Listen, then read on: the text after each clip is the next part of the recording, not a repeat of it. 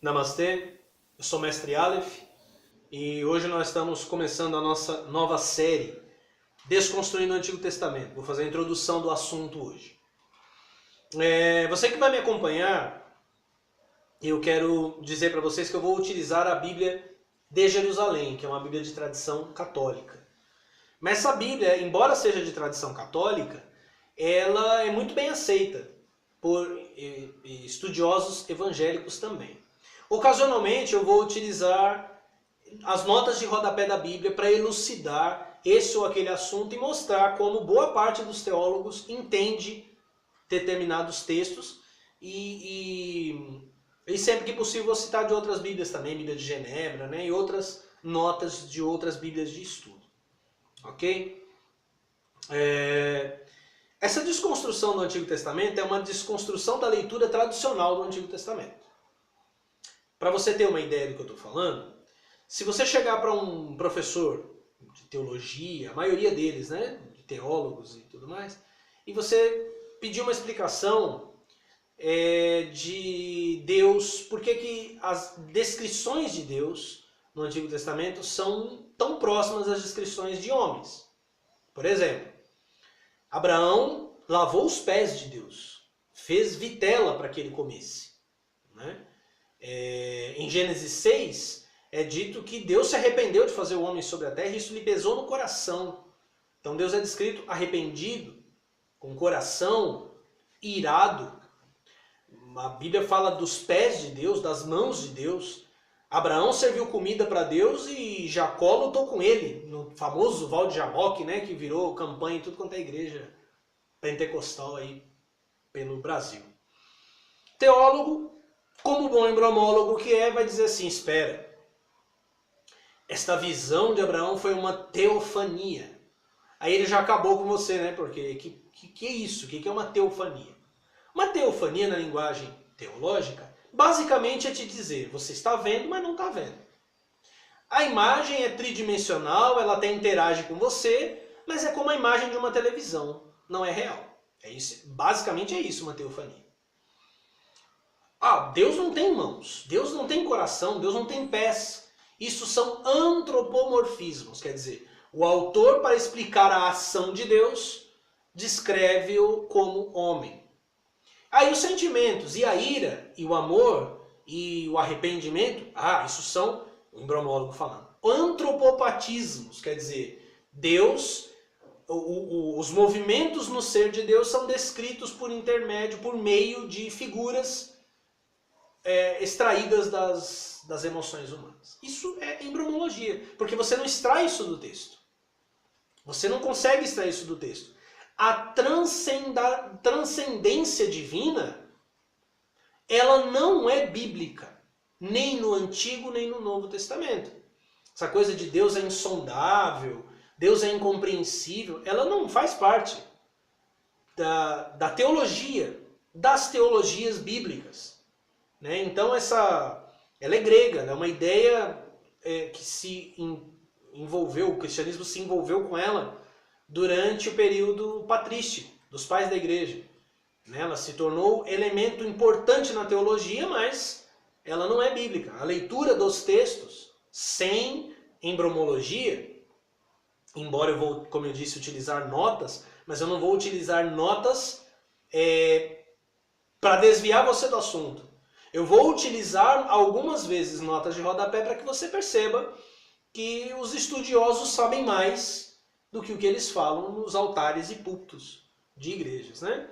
Então, nós vamos fazer uma leitura crua, nós vamos ler o texto, em algumas vezes nós vamos intuir coisas do texto, nós vamos capturar pistas que o texto dá para perceber coisas além dele, mas nós vamos fazer uma leitura crua e ela vai ser o suficiente para explicar um monte de mistérios bíblicos e para mostrar que a maioria das religiões cristãs está mais por fora do que bunda de índio.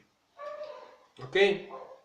Então deixa eu falar aqui com vocês para a gente entender que esta desconstrução ela é basicamente o que se lê no Novo Testamento. O Novo Testamento já falava sobre ela. Vou ler aqui para vocês a segunda epístola de Paulo aos Coríntios. A segunda epístola de Paulo aos Coríntios, no capítulo 3. Olha só o que Paulo fala sobre o Antigo Testamento. Capítulo 3, versículo 12. A partir do versículo 12. Fortalecidos por tal esperança, temos plena confiança.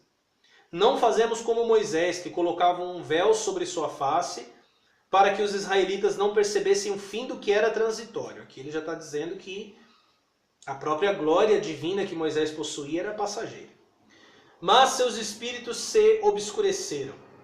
Sim, até hoje, quando leem o Antigo Testamento, este mesmo véu permanece. Ou seja, eles leem o Antigo Testamento, mas um véu está sobre o Antigo Testamento, e o fato deste véu estar sobre o Antigo Testamento vai ter consequências para os que leem. Judeus que liam e milhares e milhões de pessoas que leem hoje. Não é retirado porque é em Cristo que ele desaparece. Sim, até hoje, todas as vezes que leem Moisés, um véu está sobre seu coração. É somente pela conversão ao Senhor que o véu cai. Então, observações aqui básicas, né? O véu posto sobre o Antigo Testamento é o véu que esconde que a glória divina que havia no Antigo Testamento não existe mais. Ler este livro, que não tem mais poder espiritual, sem remover o véu, também encobre o coração de quem lê. E o mais interessante é que a gente está tão acostumado a associar o Antigo Testamento com o cristianismo, que ele faz uma revelação surpreendente. O véu sobre o coração, bem como o véu sobre o Antigo Testamento, que são basicamente o mesmo, eles só são removidos quando uma pessoa se converte ao Senhor.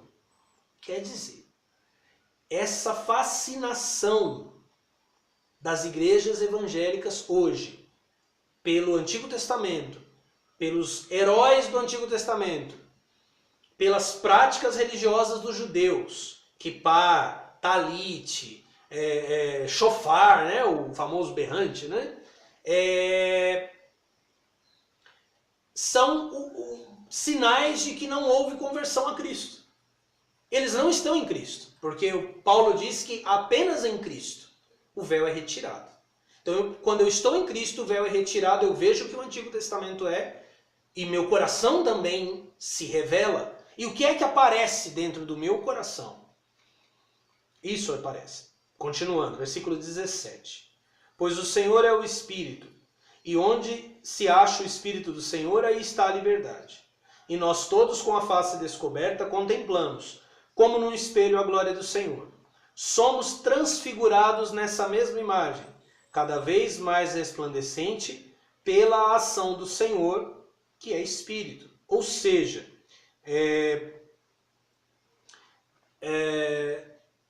o véu é retirado, o rosto como um símbolo do coração, e refletimos a glória de Cristo. E somos transfigurados nesta glória. A teoses, que eu já até fiz um vídeo falando sobre isso. Somos transformados na imagem de Cristo, que é Deus.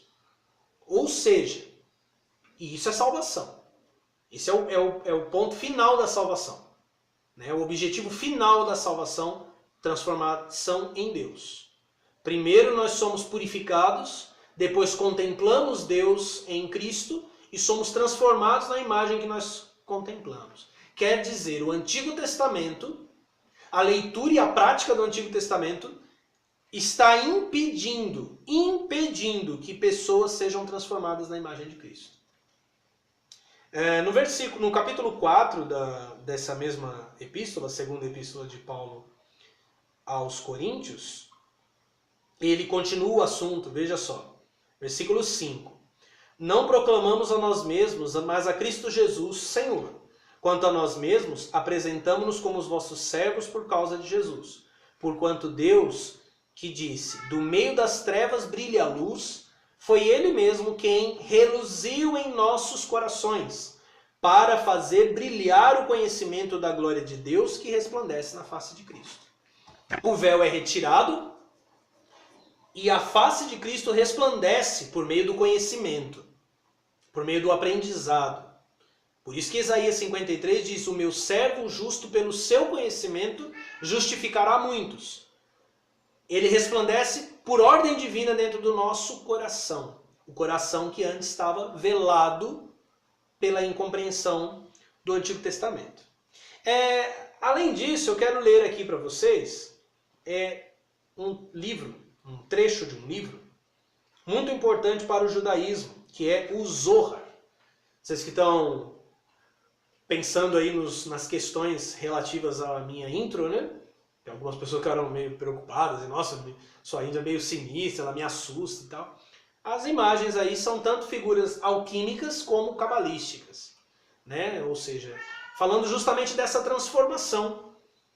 E eu vou falar ainda, vou fazer uma série de vídeos ainda para falar sobre Kabbalah. Mas a tradição cabalística, ela basicamente se baseia em 3 livros. O Sefer HaTorah, que são os 5 livros de Moisés, a gente conhece como Pentateuco. O Sefer HaBahir e o Sefer HaZohar. O Zohar, no trecho Hidra Rabba, Revelações Feitas à Grande Assembleia, fala uma coisa muito interessante sobre os livros de Moisés, que condizem com o que Paulo também disse aqui. Veja só. Por todo o país, em volta do mar da Galileia, o mestre Shimon ben Yochai passeava com seus alunos. Algumas vezes eram 12, outras talvez 10. Esses fiéis discípulos a quem o mestre ensinava a Torá e explicava a palavra de Deus, como a haviam revelado os profetas e mestres de Israel, a lei escrita, conservada para toda a posteridade no livro imperecível, a Bíblia. E ele disse a seus discípulos: infeliz é o homem que vê na interpretação da lei a recitação de uma simples narrativa, contada em palavras de uso comum. Se fosse só isso, não teríamos dificuldade alguma em compor hoje uma Torá melhor e mais atraente. Mas as palavras que lemos são apenas a túnica exterior, o véu, né? Cada uma delas contém um significado mais alto do que o que nos é aparente. Cada uma contém um mistério sublime que devemos penetrar com persistência. Os que tomam o traje exterior, o véu, né? A túnica, pela coisa que ele cobre, não encontrarão muita felicidade nele, exatamente como os que julgam o homem apenas por sua vestimenta exterior estão fadados à desilusão. Pois são o corpo e o espírito que fazem o homem. Sob a vestimenta da Torá, que são as palavras, e sob o corpo da Torá, que são os mandamentos, encontra-se a alma, que é o mistério oculto. Por isso que Paulo também dirá que Cristo crucificou a lei dos mandamentos, que consistia em ordenanças, ou seja, ele removeu o véu e crucificou o corpo da Torá, que são os mandamentos, para revelar o Espírito. É um mistério oculto que faz a lei dada por Deus superior a todas as leis feitas pelo homem, ainda que essas últimas possam aparecer mais grandiosas e parecer mais lógicas. Há uma alma dentro de uma alma que respira com a lei. Então veja que não é apenas parte da tradição cristã ou da fala de Paulo, ela faz parte inclusive da tradição cabalística que Paulo conhecia. E eu, quando falar sobre Kabbalah, pretendo esclarecer isso. Então, eu acabei de afirmar, que Jesus aqui removeu, né, esse véu e também o que significa, e vocês verão isso quando eu gravar a série sobre Kabbalah, que eu compreendo que Shimon ben Yochai é, na verdade, o Jesus de Nazaré. Inclusive, vocês veem que a menção a Shimon ben Yochai é que ele andava pelo mar da Galileia com 10 e às vezes 12 discípulos. E o que é dito que Shimon ben Yochai ensina, nós encontramos na Bíblia, acerca de Jesus. Veja só, no Evangelho de Lucas, eu estou fazendo a introdução a Desconstruindo o Antigo Testamento, ok? no Evangelho de Lucas, capítulo 24. Veja só. Jesus se encontra com discípulos, mas eles não o reconhecem. No capítulo 24, versículo 25. Veja só. Ele então lhes disse: insensatos e lentos de coração, para crer tudo que os profetas anunciaram. Não era preciso que o Cristo sofresse tudo isso e entrasse em sua glória? E começando por Moisés e percorrendo todos os profetas, interpretou-lhes em todas as Escrituras o que a ele dizia a respeito. Ou seja, não era possível perceber isso nas Escrituras de Moisés e dos profetas. Mas Jesus interpretou. Inclusive, essa interpretação em algumas traduções diz que ele revelou, que ele abriu o que estava oculto. Depois, ainda no mesmo capítulo, quando ele aparece para todos os discípulos agora, o versículo 44 do capítulo 24 de Lucas, do Evangelho de Lucas, diz: depois disse-lhes: são estas as palavras que eu vos falei quando ainda estava convosco. Era preciso que se cumprisse tudo o que está escrito sobre mim na lei de Moisés, nos profetas e nos salmos. Então abriu-lhes a mente para que entendessem as Escrituras. Quer dizer, Jesus concedeu-lhes uma habilidade de enxergar as Escrituras, a presença oculta de Cristo nas Escrituras. O que isso quer dizer? Primeiro, a letra, o véu do Antigo Testamento, que é a narrativa linear. Esse véu ele não tem mais uso. Os mandamentos não têm mais uso, né? O corpo da Torá. O véu com o qual a Torá se cobre, que são as suas narrações, também não tem mais uso. Se você abrir a sua Bíblia, procurar aí o Salmo, deixa só eu ver aqui, de número 78, o versículo 1 do Salmo 78. Povo meu, escuta minha lei, dá ouvidos às palavras de minha boca.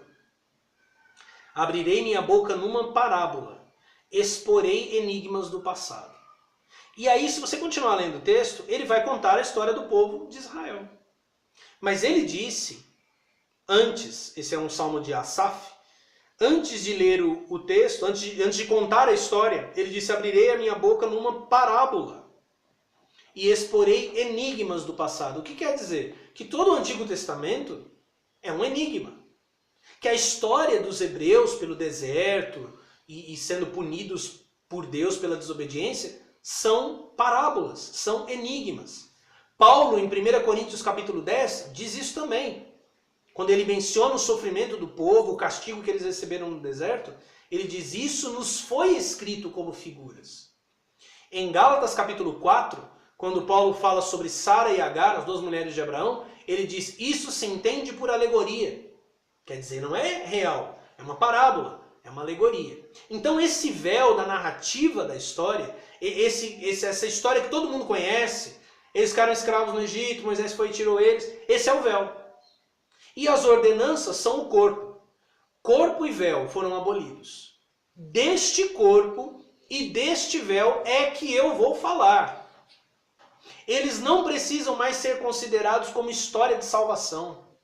Eu não preciso, para pensar em Jesus, voltar lá para Isaac e entender que Isaac gerou não sei quem, que gerou não sei quem. Essa narrativa histórica, que pretende ser histórica, que pretende ser linear, ela é o véu. Ela não tem mais uso sagrado. Por isso que você pode olhar para o Antigo Testamento e compreender o que esta narrativa inicial, esta primeira camada de compreensão tem a dizer. No nosso estudo sobre a Kabbalah eu vou falar dos sentidos mais profundos, né, que foram revelados por Cristo. Mas neste Desconstruindo o Antigo Testamento, nós vamos sem medo de pecar, ok? Sem medo de ofender a qualquer Deus. Nós vamos olhar para esta vestimenta, olhar para este corpo da Torá e perceber por que ele foi abolido. O que é que havia de errado com ele? O que é que ele escondia? Qual era o problema com ele? O que é que havia de ruim neste enigma? Nós vamos decifrar partes do enigma, né? Porque decifrar o enigma é mergulhar em todos os sentidos da Escritura. Nós vamos decifrar o enigma, nós vamos remover o véu para que a glória de Cristo resplandeça no nosso coração. Ok? Então, espero que você tenha gostado. Essa é só a introdução do assunto, né? Eu vou tentar postar esses vídeos na quinta-feira. Se eu não conseguir, vou postar na sexta. Fique de olho. Não esquece de curtir aqui o vídeo se você gostou. Se inscrever no canal e não deixe de clicar no sininho aí para receber as notificações dos próximos vídeos, ok? Então, até semana que vem com Desconstruindo o Antigo Testamento, a primeira parte do nosso estudo, ok? Namastê, muito obrigado.